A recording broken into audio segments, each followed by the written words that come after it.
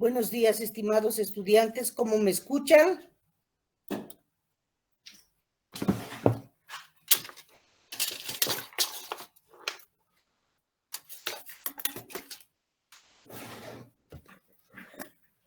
¿Están todos observando la presentación? Sí, doctora. Bien. Vamos adelante entonces con el avance de nuestra bacteriología sistemática. La bacteriología sistemática inicia el día de hoy con el género Staphylococcus. Quiere decir que de cada género vamos a estudiar por lo menos una especie de las más importantes, de los géneros también más importantes en la clínica y que causan más problema al ser humano. El día de hoy entonces vamos a ver que el género Staphylococcus pertenece a la familia de los micrococos y que generalmente se conocen tres géneros dentro de esta familia Micrococcacea, que son patógenos. El Staphylococcus patógeno, el Micrococcus no patógeno y el Planococcus, que habita por lo general en los mares. No nos vamos a referir a los dos, al último. El estafilococo es un género cuyo nombre deriva de la voz griega que quiere decir racimo de uvas. Entonces, el nombre estáfilo deriva del griego que quiere decir racimo de uvas. Este género es tan importante que contiene o alberga a unas 40 especies y a muchas subespecies. Son por lo general cocos, inmóviles, anaerobios facultativos, gram positivos. Se disponen en racimos, como racimos de uvas. No forman esporas y su característica más peculiar es que son fermentadores de azúcares sin producción de gas. El género estafilococo también tiene algunas otras propiedades generales, porque, por ejemplo, son muy resistentes al estrés ambiental, de que resisten todas las bacterias que no forman esporas. Pueden resistir también a la deshidratación, son resistentes al calor y además pueden tolerar la acción de muchos desinfectantes, entre ellos los más comunes. Si lo vemos o lo observamos al microscopio óptico, vamos a ver a Staphylococcus de la siguiente manera. Pueden ver en esta foto que está en la parte superior, podemos ver cómo vamos a observar a Staphylococcus al microscopio óptico, dispuesto en racimos. Miren, en racimos, algunos otros parecieran cadenitas cortas, pero no, generalmente se disponen en racimos. Este es Staphylococcus.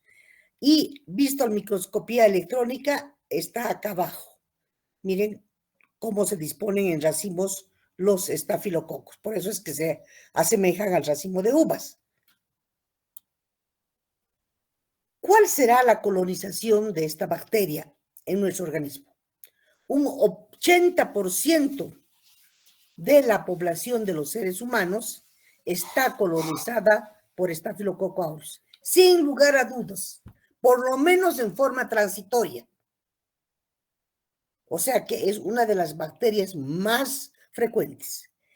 El 20 al 30% está colonizada en forma permanente por Staphylococcus aureus. ¿Y dónde se encuentra el Staphylococcus aureus? En las fosas nasales. Si yo tomo un hisopado nasal de todos ustedes y siembro en un agar sangre, lo primero que me va a crecer va a ser el Staphylococcus aureus. Por eso es que se dice que las fosas nasales casi siempre son las que portan a esta bacteria, a este microorganismo. También la garganta, también el perineo, también las axilas y también el recto. O sea, esta es una bacteria que esos son sus sitios más frecuentes de colonización permanente, como es el 30%. El personal de salud, o sea, los médicos, las enfermeras, los odontólogos, los diabéticos, los dializados, tienden a estar más colonizados. ¿Por qué? Porque constantemente están en contacto con enfermos, ¿no es cierto? o tienen, como los diabéticos o los dializados, tienen factores de resistencia muy grandes, son inmunodeprimidos. Entonces, por esa razón también sube su grado de colonización. También hay que contemplar esto para la colonización por estáfilo. Ahora, si tenemos especies que son patógenas, biogénicas, ¿a qué nos referimos? A que las especies que son biogénicas son las que forman pus. Esta es una bacteria que forma pus por excelencia.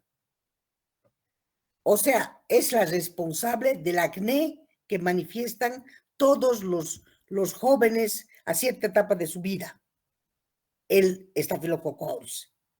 Es también el responsable de muchas veces que se formen granos, pústulas, forúnculos, que se infecten inclusive, de que puedan invadir los tejidos más profundos también y puedan también causar neumonía, porque hay neumonía por Staphylococcus aureus. Hay procesos de osteomielitis, infección en los huesos por Staphylococcus aureus. Hay meningitis por Staphylococcus aureus. Hay artritis, también algunas intoxicaciones, como por ejemplo el síndrome del shock tóxico y la intoxicación alimentaria de fin de semana, cuando salimos a la calle o vamos de parranda o asistimos a un cumpleaños o a una fiesta y comemos por demás, ¿no es cierto? Muchas veces con cremas, etcétera, mayonesas y todo, y entonces podemos caer en una intoxicación alimenticia por Staphylococcus aureus que hace presa fácil de estas comidas, sobre todo donde llevan mayonesa, productos derivados del huevo. En el trópico, la piomiositis, o sea que es una afección de la piel con pus, es muy común por el tema del calor. Eso se da en el trópico.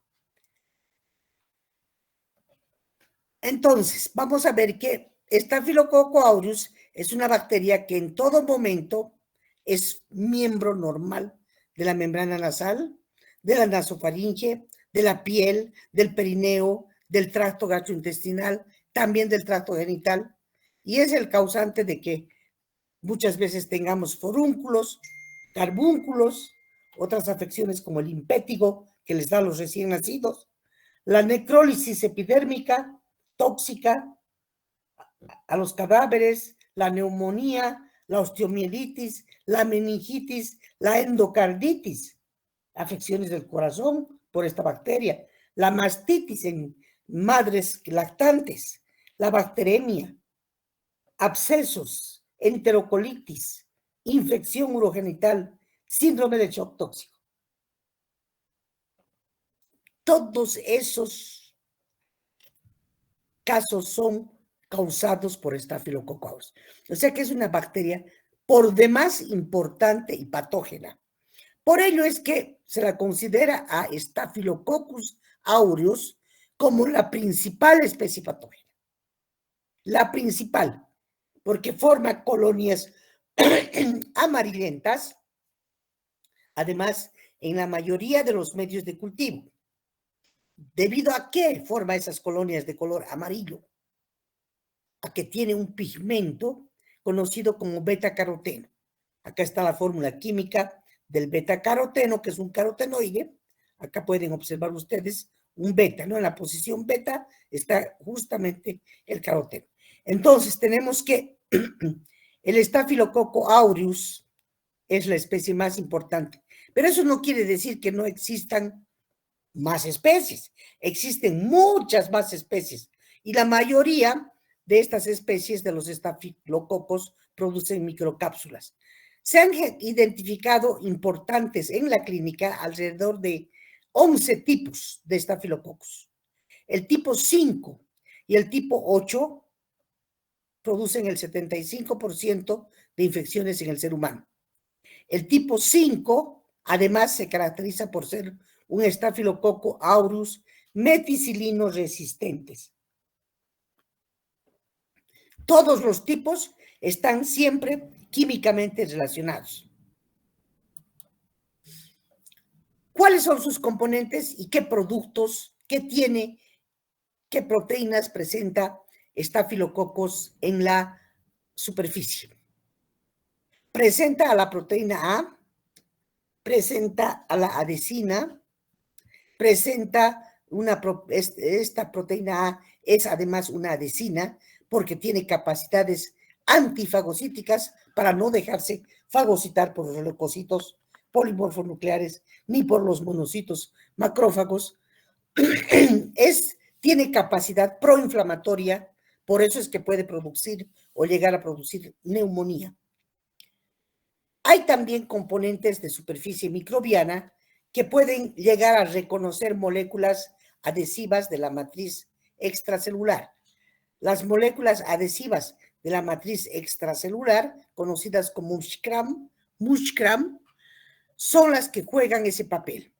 También tienen un papel importante en la colonización en el tejido del huésped. Cuando vamos a hablar de estafilococo, también hay que señalarle que es portador de muchas toxinas. Por eso es que fisiopatológicamente nos produce tanto daño. Staphylococcus aureus tiene toxinas de tipo alfa, beta, gamma y delta. Presenta además exfoliatina. Presenta además enterotoxinas. Por eso produce el síndrome del shock tóxico por la enterotoxina TSST1. Y también tiene la PBL, otra toxina que actúa sobre la piel necrótica, produciendo también muchas veces neumonía y osteomielitis. Staphylococcus aureus se caracteriza entonces porque además de esas toxinas o citotoxinas que formadoras de poros y de mucho daño celular, tiene toxinas pirogénicas. ¿Cuáles son las pirogénicas? Las que elevan la temperatura en el organismo y liberan citocinas, que también participan como inflamatorias en la respuesta inmune. Además, presenta enterotoxinas de tipo A y de tipo E. Presenta intoxicación alimenticia. Produce la toxina SCT1. Es una bacteria resistente al calor. Hasta los 100 grados centígrados por 30 minutos recién se puede destruir. Su producción está favorecida cuando tenemos alimentos con leche, con base de leche, huevo, como por ejemplo los flanes, las cremas, la leche cruda, el helado, las salsas, el pescado.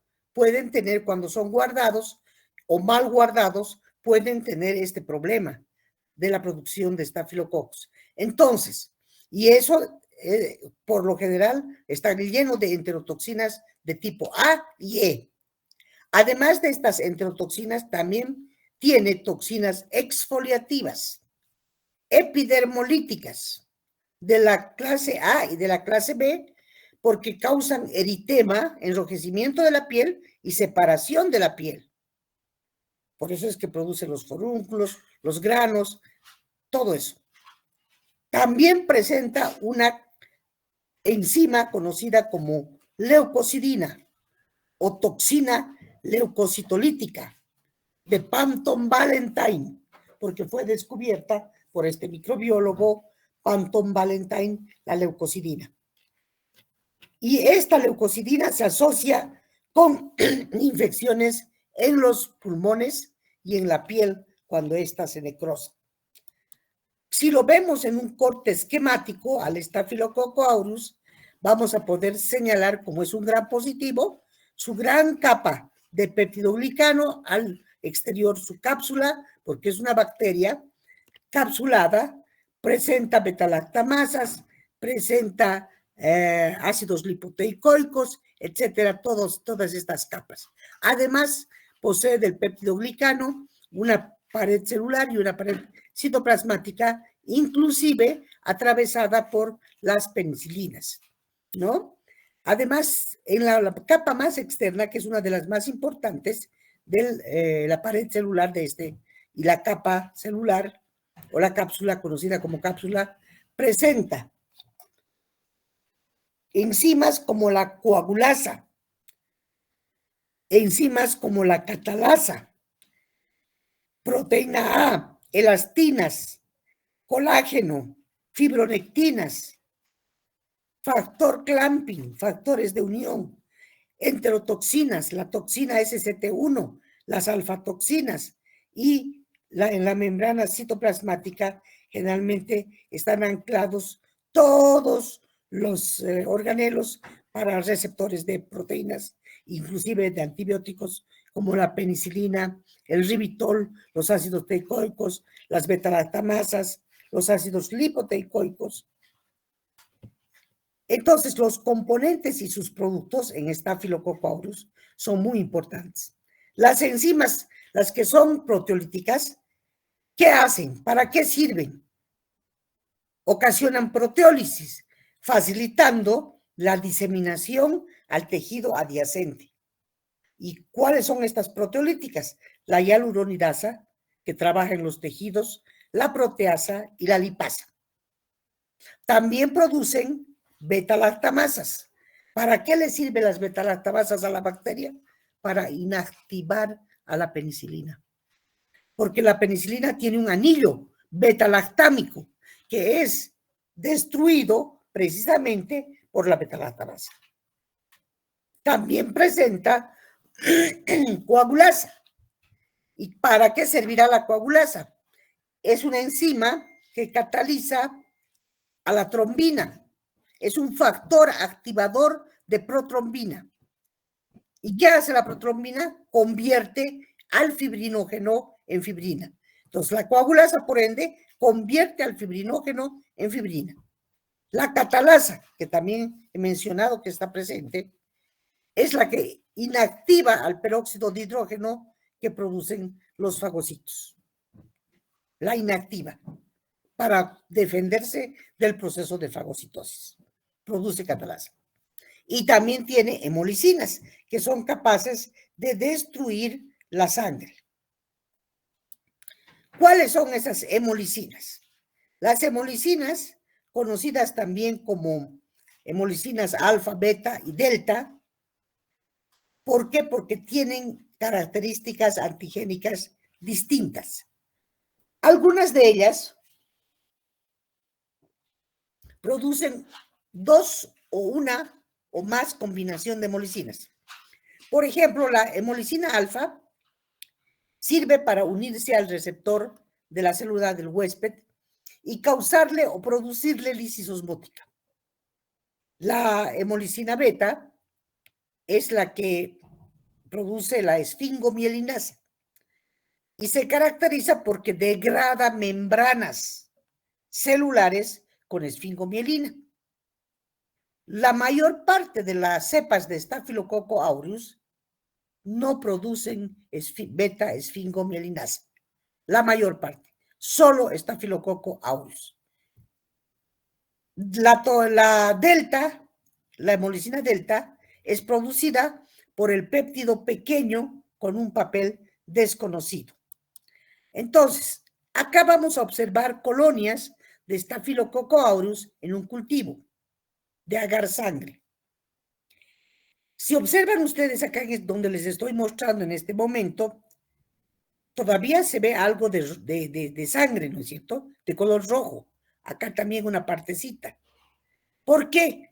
Porque el resto, alrededor de donde han crecido las colonias, es productor de alfa-hemólisis. Esta es la alfa-hemolicina. Y esta que está por fuera, que constituye una alfa-hemólisis de color verdosa, y una beta-hemólisis, que es donde no existe ningún eritrocito. O sea, tiene doble zona de hemólisis. Cuando crece en el agar sangre, nos muestra dos halos, doble halo. Un halo de alfa-hemólisis y otro halo de beta-hemólisis. Esa es la característica de este microorganismo. La doble zona de hemólisis. Ahora, cuando Staphylococcus aureus invade al tejido, va a desplegar todo ese arsenal de enzimas que tiene para atravesar del endotelio capilar hacia los tejidos y producir todas las toxinas y combatirse y liberarse de los macrófagos y poder luchar contra los macrófagos o neutrófilos que lo van a intentar fagocitar.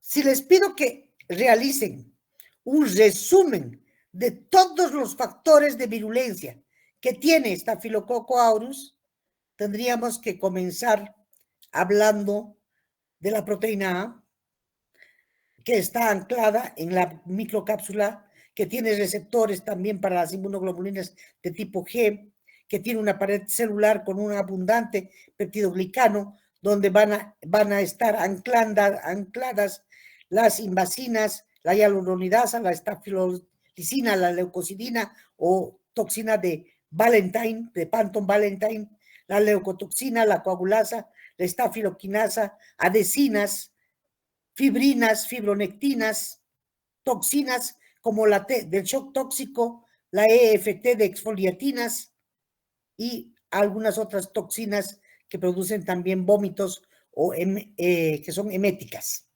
para producir vómitos. Por eso es que esta bacteria es muy patógena y puede producir todos esos cuadros clínicos. Miren, la botriomicosis, que es una reacción granulomatosa supurativa. Ni lo estoy mencionando aquí al acné, porque esa es una de las más leves. Estas ya son peores. Botriomicosis, reacción granulomatosa supurativa, que desgraciadamente puede presentarse en algunas personas que anteriormente ya han tenido acné y que son infecciones supurativas. La septicemia, que puede llevar a la muerte porque es una afección por Staphylococcus a la sangre. La pioderma en la piel, la mastitis en las madres lactantes, donde se puede presentar Staphylococcus aureus, infectar la leche y producir mastitis. Las infecciones urinarias, también por Staphylococcus aureus. Enterocolitis, también diarreas por Staphylococcus aureus. Neumonías, amigdalitis. Tantos sintomatologías, tantos síndromes clínicos. O sea que Staphylococcus aureus puede afectar a los ojos, puede estar en los ojos, puede estar en la nariz y causar sinusitis, puede estar en la boca y causar carbúnculo, puede causar forúnculos, puede causar endocarditis, puede afectar a las válvulas cardíacas, causando endocarditis, la piel puede ocasionar impétigo, puede ocasionar a nivel de los intestinos diarrea, puede producir vómito, puede producir neumonía a nivel de los pulmones. Puede invadir todo el organismo. Así de importante es. Por eso es que le reconocemos a esta bacteria numerosas puertas de entradas y que luego hay diseminación hematógena. Puede entrar estafilococo por un folículo piloso, por un pelo, por el espacio que hace un pelo en la piel, por un rasguño que se produzca una cortadura, por la punción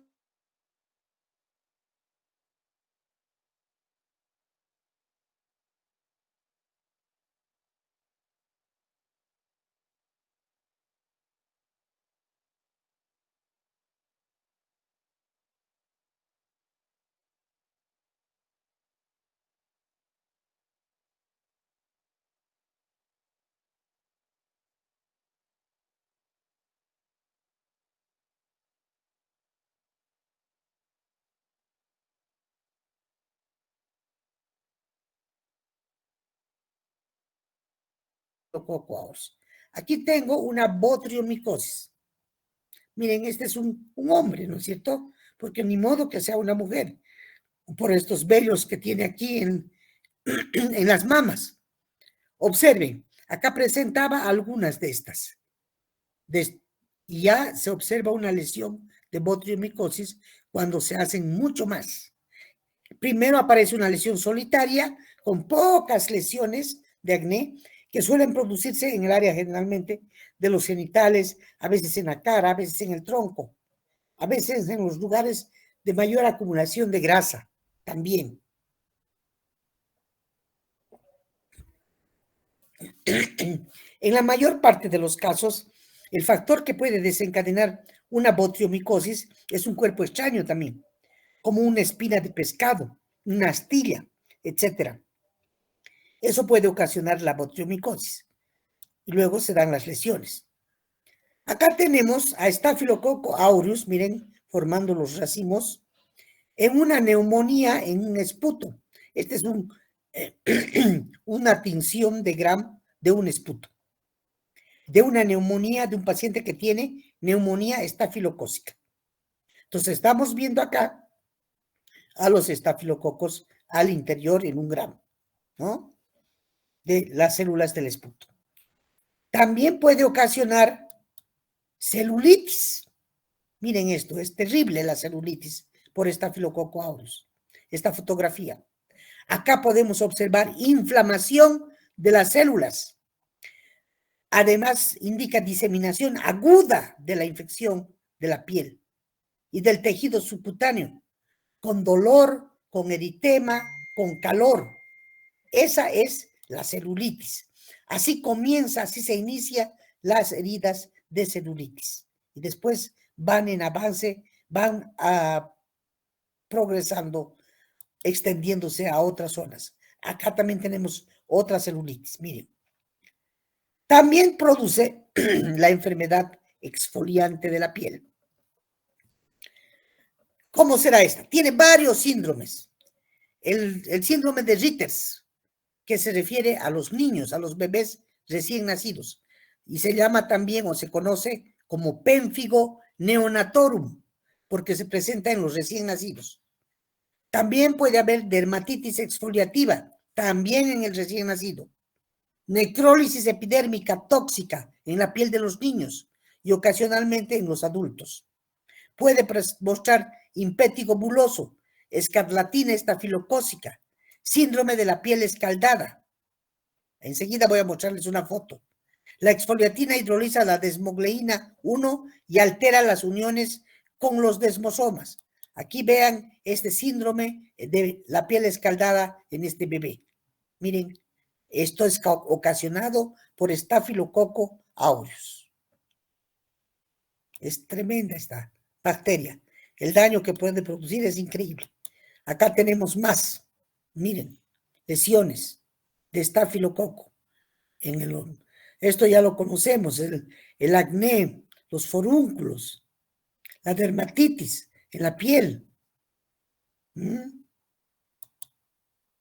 impétigo. Y esto es muy contagioso. Esta es una infección causada generalmente por estafilococos. Los forúnculos. ¿Quién alguna vez no ha tenido unos granos de acné y que de repente se han complicado y han pasado a forúnculos? Llenos de pus, ¿no es cierto? Causados por Staphylococcus aureus. Ahí tenemos los forúnculos. Miren qué terribles. Estas son las lesiones más comunes. También el síndrome de shock tóxico. ¿Cómo inicia? Con fiebre, con escalofríos, con vómitos, con diarrea, con dolores musculares y muchas erupciones en la piel. Ese síndrome puede complicarse y progresar hacia una hipotensión severa, a una disfunción multisistémica por hiperestimulación inmune, y puede también producir descamación de la primera capa superficial de la piel, especialmente en las palmas y en de las manos y en las plantas de los pies. Descamación de las capas externas de la piel. Ese es el síndrome de shock tóxico. Puede ocurrir 1 a 2 semanas después de que se establece la enfermedad. Acá tenemos un brazo con el síndrome del shock tóxico. Miren eso. Descamación de la piel.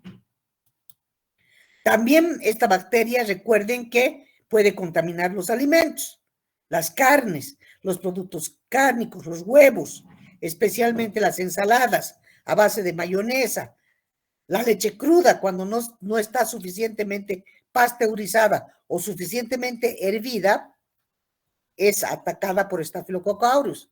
También se da la infección de la ubre en las vacas y por ende también puede producirse en los seres humanos, en las mujeres que están dando de lactar, las mastitis. ¿Por qué? Porque Staphylococcus aureus tiene pues una enterotoxina termoestable. La comida es cocinada, las bacterias se mueren, pero aún puede provocar enfermedad. Aunque muertas, provocan enfermedad. Por eso es que se considera la forma más común de intoxicación alimenticia, probablemente subregistrada. ¿Por qué? Porque nadie la informa. Nadie cree que es por estáfilo, pero es por estáfilo. Ahora, estos estafilococos, los aureus, son los considerados patógenos. Hay otros estafilococos que antes no eran considerados patógenos y que se conocen porque no tienen o no producen una enzima que es la coagulasa, porque Staphylococcus aureus tiene catalasa y coagulasa, pero Staphylococcus coagulasa negativas no produce coagulasa negativa, por eso se llaman hoy en día SCN. Producen un expolisacárido slime que promueve la adherencia de cuerpo extraño y que es muy resistente a la fagocitosis. Y se ha visto, antes se consideraba que estas especies de estáfilos no eran patógenas. Hoy sabemos que tienen cierto grado de patogenicidad, no idéntica a la patogenicidad de aureus, pero también, por ejemplo, Staphylococcus epidermidis es también un Staphylococcus coagulasa negativos. ¿Dónde produce patogenicidad de epidermidis? En los implantes de cirugía plástica, porque este es un contaminante normal de la flora microbiana de la piel, de la microbioma, pero se lo encuentra implicado en los implantes de cirugía plástica, sobre todo implantes mamarios. Las células pueden unirse a la fibronectina y se deposita en el huésped sobre los implantes y produce infección. Las células pueden producir una especie de película sobre el implante, no en el glicocálix, sino un ácido secretando un ácido teicoico. También tenemos que Staphylococcus saprophyticus, que antes era considerado como saprófito y que es coagulasa negativa, hoy en día lo encontramos muy frecuentemente como causante de infecciones urinarias. Entonces ya el que no era patógeno ha quedado en el pasado. Ahora se sabe que es patógeno. También podemos tener la forma de diagnosticar a estas cepas. ¿De dónde vamos a partir para el diagnóstico de laboratorio? Tenemos primero que aislarlo de muestras, de distintas muestras, para luego cultivarlo y finalmente poder identificarlo en el laboratorio. Entonces, ¿de qué muestras vamos a partir? Nos sirven las muestras de pus mediante hisopados, las secreciones nos sirven, los tejidos dañados, los productos lácteos. ¿Qué medio de cultivo vamos a utilizar? El más común, el de mayor enriquecimiento, el agar sangre. ¿Qué tiempo va a tener que incubar nuestra siembra? 24 horas. ¿Y qué vamos a observar? Al día siguiente, colonias redondas, lisas, lustrosas, con una pigmentación amarillo-dorada. Y si hacemos un gram, teñimos una plaquita y hacemos un gram, vamos a ver cocos gram positivos agrupados en racimos. Y en el agar sangre vamos a ver también que alrededor de las colonias que he descrito, tienen doble zona de hemólisis, el Staphylococcus aureus. O sea, ¿y cómo identifico definitivamente? Haré una prueba de catalasa y luego una prueba de coagulasa que me va a dar positiva y también la fermentación de manitol. O sea, su identificación definitiva es la producción de la coagulasa y la fermentación del manitol. Acá estamos de lo que hemos hablado. Así es como se observan en la tinción de Gram. Acá están los leucocitos polimorfonucleares o neutrófilos en un Gram, las células, y miren los estáfilos en racimos, así, en el Gram. Pocos Gram positivos agrupados en racimos. En el agar sangre, las colonias amarillo doradas con el pigmento crecen en el agar sangre en forma abundante. Muchas de ellas con doble zona de hemólisis. Estas son las pruebas definitivas. La prueba de la coagulasa, acá está, retracción del coágulo. Y la prueba del manitol. Esto es positivo y esto es negativo. Esto es positivo y este es el negativo. El manitol es un medio rosado que cambia de color, vira el indicador cuando está presente Staphylococcus aureus. Entonces, ese es el diagnóstico de laboratorio. Eso vamos a verlo en la práctica. ¿Y cuál será su tratamiento para este microorganismo? El tratamiento está en base a antibióticos.